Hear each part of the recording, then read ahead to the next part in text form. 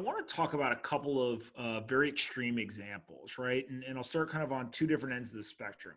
There's a lot of people that would say, great, the federal government can print as much money as they want. They should do that. They're kind of centrally planned type economy. Print as much as you need, spend it how you see fit, and help us be economically stable. But if you can print your own money, why do I pay taxes? Right? Yeah. As kind of like remove one side of the balance sheet, if you will, or your P&L, and on the other side, just like go at it.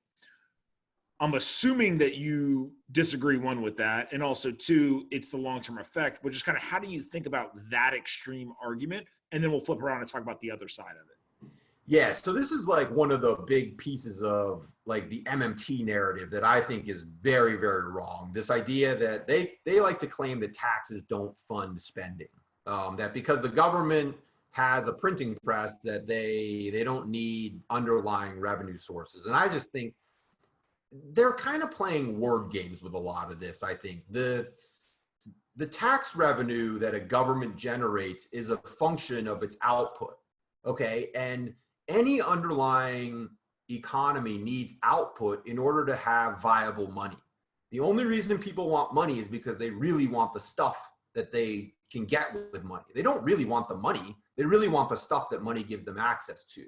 And so you need the stuff to make the money valuable. You can't, it's putting the cart before the horse to get that backwards. And so in terms of the government and its tax revenues, the government needs tax revenues because it needs underlying output that generates the income that makes everything valuable. So it's like, I like to think of the government basically like a big bank. The government can create money from thin air, just like a regular bank can. But the bank needs underlying assets and income in order to be viable. Otherwise, nobody would trust that bank. That bank would have no creditors. And the government is really similar in that the government needs to have underlying resources and income to some degree that make everything viable, that makes everything work and supports the underlying credit issuance. Because that's what the government really does. The government is just a big issuer of credit. And the essential aspect of credit is that people need to some degree, believe that that credit is valuable in the long term. Otherwise, there's no reason for them to want to hold it. And when you have an economy that starts to produce less or just over time starts to sort of stagnate and doesn't have the underlying productive resources, the credit system becomes inherently less valuable to the people who are using it. And what happens is you get a lower demand for money, which results in an increase in the rate of inflation.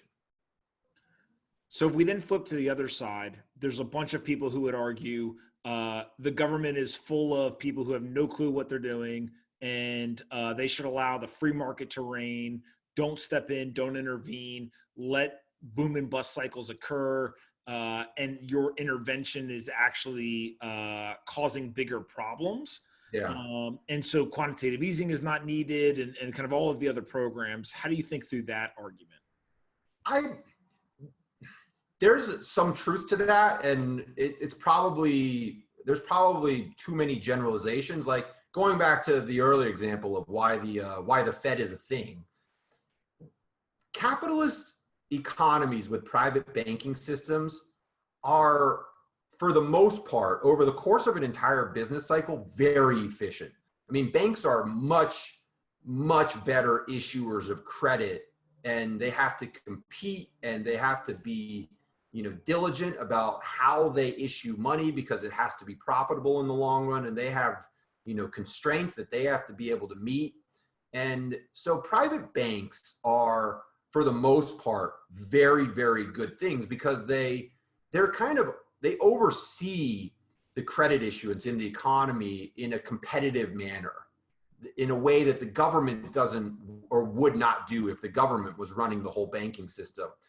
The problem with private banking is that during periods like 2008, or the thing that really kicked off the Fed's creation was the Panic of 1907, when the whole banking system crashed and the interbank system really crashed. The clearinghouses crashed, and that created this big knock-on effect that created a great big depression, basically because, again, the banks were scared of each other, and it had all these knock-on effects that were super negative. And that just doesn't make any sense. So banks in these very like acute situations are bad at operating a banking system, basically. And it doesn't make sense to allow that banking system to exacerbate everything into a depression just because they get scared of each other. So the Fed's core operational reason for existing, to me, makes a lot of sense.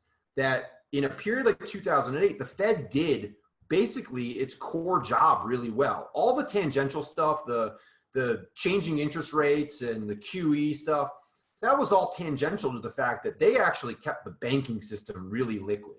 So they made sure that me and your businesses didn't fail because JP Morgan and Bank of America couldn't clear a payment. So that core function is really essential. And I think that the government has, a lot of various operations that it does well because capitalists aren't willing to do everything all the time. Like capitalists aren't willing to necessarily put out fires because putting out fires isn't very profitable. It's hard to make money, putting your employees at risk in that way and getting people to collectively pay insurance to pay for a fire department and stuff like that.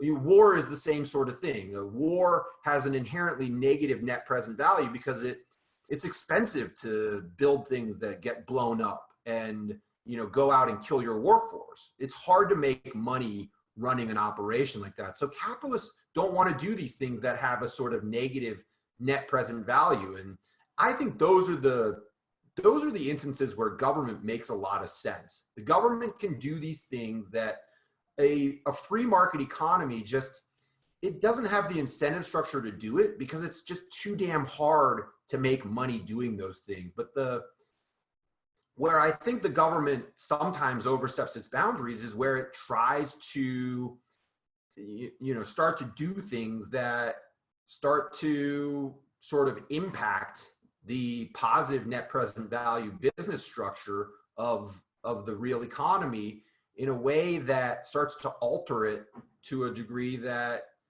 has a negative long-term impact. And I think that, it's funny, like going back to interest rates, like I think that for the most part, the way the Fed changes interest rates, in my view, is for the most part misguided. I mean, I think that the Fed should basically, if I had it my way, I would take the Federal Reserve and I would peg the overnight rate at like the core inflation rate. And I would say that that's just what it is. No more Jerome Powell saying, what do I think the future of the world is going to look like? It would just be something automated. The BLS would come out with the CPI number and the overnight interest rate would change.